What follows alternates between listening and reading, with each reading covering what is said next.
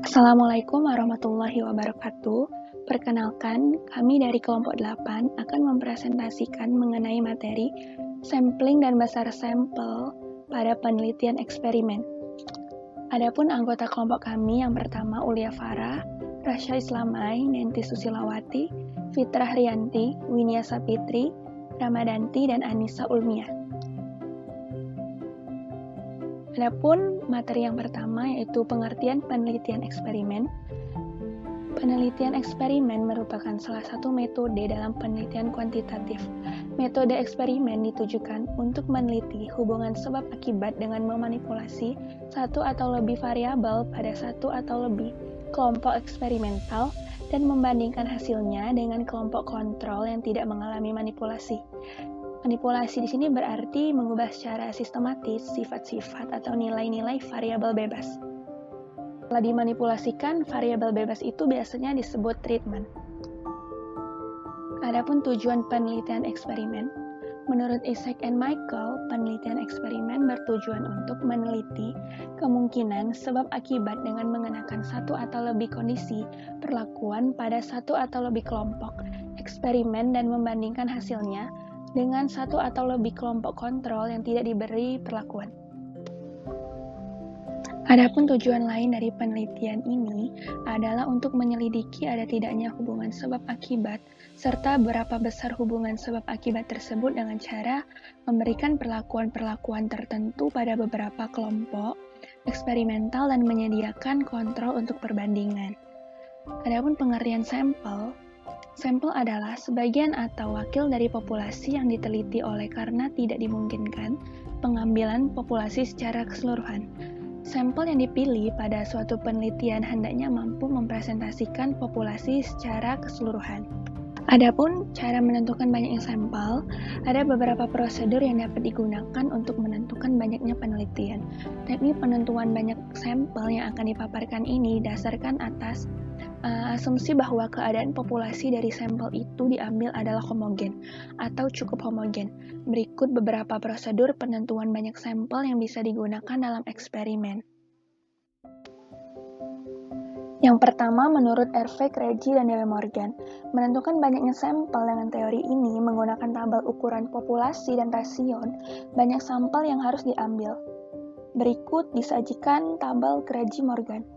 Dari tabel di samping telah disajikan banyak populasi atau kolom N dan banyak yang sesuai atau kolom S. Bagaimana kalau populasi suatu penelitian tidak ada tepat pada tabel di samping, misalnya 575? Perlu diingat bahwa banyaknya sampel yang disajikan pada tabel di atas merupakan banyaknya sampel minimum. Misalnya banyak sampel 575, pada tabel di atas berada di antara 550 dan 600. Jika dilihat populasi 550 bersesuaian dengan banyaknya sampel 226 dan populasi 600 bersesuaian dengan banyaknya sampel 234, maka untuk populasi 175 gunakan banyaknya sampel 234. Yang kedua, menurut Slovin, menentukan banyaknya sampel menurut teori ini menggunakan rumus sebagai berikut. N kecil sama dengan N besar dibagi N besar dikali D kuadrat ditambah 1, yang mana N kecil adalah besarnya sampel dan N besar adalah besarnya populasi, dan D adalah galat pendugaan, yang mana dalam penelitian pendidikan nilai uang bisa digunakan adalah 5% atau 1%. Teknik sampling adalah suatu cara yang dilakukan dalam pengambilan sebagian dari populasi sedemikian rupa sehingga sampel dapat menggeneralisasikan atau mewakili populasi. Adapun macam-macam teknik sampling dalam penelitian eksperimen. Untuk menentukan sampel dalam penelitian terdapat berbagai teknik sampling yang digunakan. Teknik sampling berdasarkan adanya randomisasi, yakni pengambilan subjek secara acak. Dari pengumpulannya dapat dikelompokkan menjadi dua, yaitu sampling non-probabilitas dan sampling probabilitas. Yang pertama, sampling probabilitas. Probability sampling adalah teknik yang diberikan peluang yang sama bagi setiap unsur atau anggota populasi untuk dipilih menjadi anggota sampel. Teknik sampel probability meliputi yang pertama, simple random sampling. Simple random sampling dinyatakan simple karena pengambilan Sampel anggota populasi dilakukan memerhatikan strata yang ada di dalam populasi itu. Simple random sampling adalah teknik untuk mendapatkan yang langsung dilakukan pada unit sampling. Yang kedua, proportionate stratified random sampling, yaitu bisa digunakan pada populasi yang mempunyai susunan bertingkat atau berlapis-lapis. Teknik ini digunakan bila populasi mempunyai anggota atau unsur yang tidak homogen dan berkata secara proporsional. Kelemahan dari cara ini, jika tidak ada info investigasi mengenai daftar subjek, maka tidak dapat membuat strata. Selanjutnya, disproportionate stratified random sampling. Sampling ini digunakan untuk menentukan jumlah sampel bila populasi beserta tetapi kurang proporsional. Selanjutnya ada cluster sampling. Cluster sampling digunakan bila mana populasi tidak terdiri dari individu-individu, melainkan terdiri dari kelompok-kelompok individu atau klasternya. Selanjutnya, sampling non-probabilitas. Non-probability sampling adalah teknik yang tidak memberikan peluang atau kesempatan yang sama bagi setiap unsur atau anggota populasi untuk dipilih menjadi sampel. Adapun jenis teknik ini antara lain, yang pertama, sampling sistematis. Sampling sistematis adalah teknik penentuan sampel berdasarkan urutan dari anggota populasi yang telah diberikan nomor urut. Selanjutnya ada sampling kuota. Sampling kuota adalah teknik untuk menentukan sampel dari populasi yang mempunyai ciri-ciri tertentu sampai jumlah atau kuota yang diinginkan. Selanjutnya ada sampling aksidental. Sampling ini adalah teknik penentuan sampel berdasarkan kebetulan, yaitu siapa saja yang secara kebetulan bertemu dengan peneliti. Selanjutnya, sampling purposive. Sampling ini adalah teknik penentuan sampel dengan pertimbangan tertentu berdasarkan pemilihan subjek dalam purposive sampling. Selanjutnya ada sampling jenuh. Sampling jenuh adalah teknik penentuan sampel bila semua anggota populasi digunakan sebagai sampel. Selanjutnya ada snowball sampling. Snowball sampling adalah teknik penentuan sampel yang awal mula jumlahnya kecil, kemudian sampel ini disuruh memilih teman-temannya untuk dijadikan sampel. Adapun teknik pengambilan sampel penelitian eksperimen.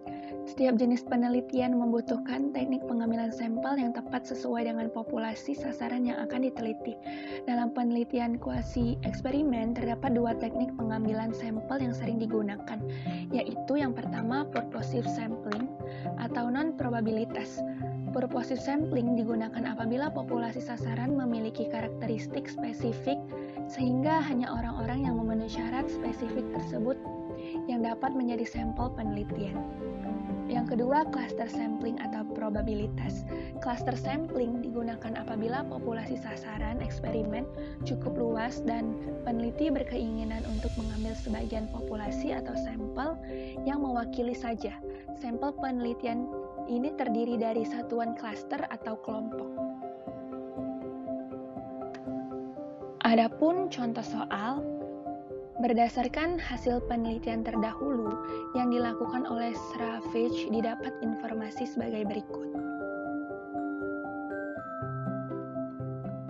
Berdasarkan penelitian Savage, berapa sampel yang diperlukan jika peneliti ingin melakukan penelitian dengan tingkat kemaknaan 99% dan kekuatan uji penelitian sebesar 95%. Untuk penyelesaiannya diketahui mu 0 sama dengan 7,42 menit, mu A-nya sama dengan 5,02 menit, Z1 minus alpha sama dengan tingkat kepercayaan senilai 95%, atau satu arah yang artinya 1 minus alpanya sama dengan 100 dikurang 99 sama dengan 1%, atau 0,01. Nah, pada alpha 0,01 nilai Z-nya sebesar 2,3266 dan nilai Z1 minus betanya sama dengan kekuatan uji 90% sama dengan 1,6449. Untuk sigma kuadratnya didapatkan senilai 2,56 kuadrat menit dan yang ditanya itu N besar atau besar populasinya. Untuk rumusnya, kita menggunakan rumus satu arah, yaitu N sama dengan 2 sigma kuadrat dikali Z1 minus alfa ditambah Z1 minus beta kuadrat dibagi mu 0 dikurang mu A kuadrat. Dan langsung kita masukkan angkanya yang diketahui tadi. Setelah dimasukkan, dapatlah hasil N-nya atau besar sampelnya senilai 35,89.